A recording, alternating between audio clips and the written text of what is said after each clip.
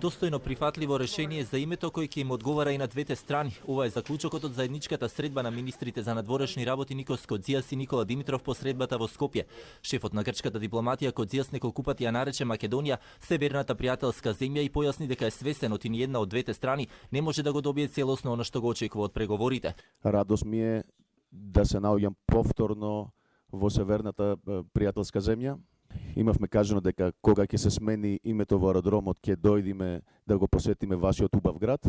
Сепак вели инсистираат на отварање на уставот, а не на меѓународен договор, бидејќи европската уставно-судска пракса се покажала како поуспешна со гаранција на устав, а не на меѓународен договор. Тоа е едно прашање за уставната промена што го бараме, го дискутираме. Мислам дека потребно е да го разјасниме се до тоа и да видиме на крајот кај ќе завршиме.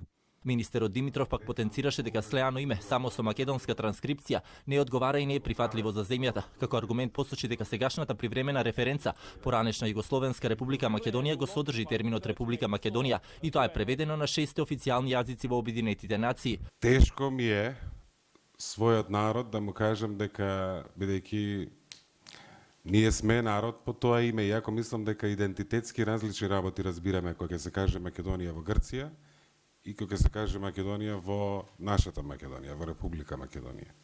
Не може да се каже дека сложено име со некаква одредница која што го содржи зборот Македонија, малку е тешко да се аргументира дека тоа е ако имаме еден збор.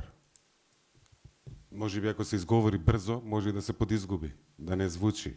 Ова е втора суштинска рунда од преговорите меѓу Македонија и Грција, на која како заеднички заклучок исто така беше изнесено дека од двете предлог спогодби на Македонија и Грција, но и предлог решението на медијаторот Нимиц, ќе произлезе еден заеднички текст кој треба да биде спакуван во договор и како таков да се достави до Советот за безбедност на Обединетите нации како гаранција дека проблемот е решен.